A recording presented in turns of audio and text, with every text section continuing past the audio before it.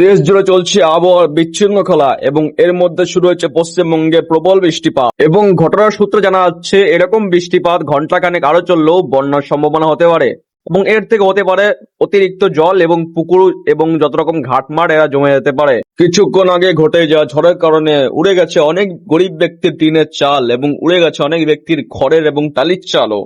অনেক ব্যক্তির গাছ পড়ে ভেঙে গেছে তাদের টালির চাল এবং মরে গেছে অনেক ব্যক্তি। এবং এর মাঝে জানা গেছে যে এরকম বৃষ্টি এবং ঝড় যদি চলতে থাকে পরবর্তীকালে এই বৃষ্টির মাধ্যমে অনেক ক্ষেতের ফসল নষ্ট হতে পারে।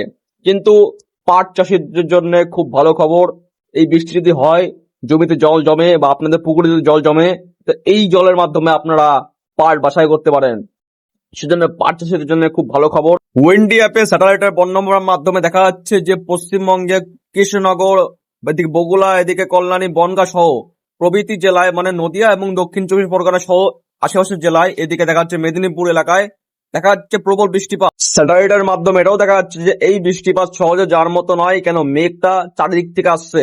কেন এতদিন ধরে পশ্চিমবঙ্গের ভূমিতে নিম্নচাপ ঘটেছিল এবং সেই নিম্নচাপকে উচ্চচাপে পরিবর্তন করার জন্য সমুদ্র থেকে ধেয়ে আসছে অতিরিক্ত জলীয় বাষ্প।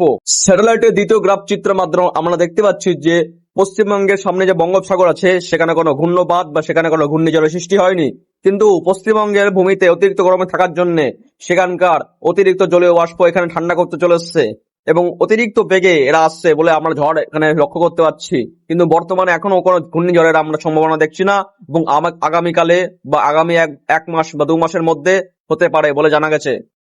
কারণ অতিরিক্ত গরম যদি পড়ে তাহলে এরকম ঘূর্ণিঝড়ের সম্ভাবনা আমাদের পশ্চিমবঙ্গে থেকেই যায়। সমুদ্র এবং নদী পার্শ্ববর্তী থাকা ব্যক্তিদের বলা হচ্ছে যে যদি বন্যা হয় তা আপনারা জায়গা থেকে সরে যান, এবং সমুদ্র পার্শ্ববর্তী থাকা ব্যক্তিদের বলা হচ্ছে যে আপনারা শীঘ্রই সমুদ্র হইতে সরে যান, কেন পরবর্তীকালে হালকা সুনামির কোনো সম্ভাবনা আছে।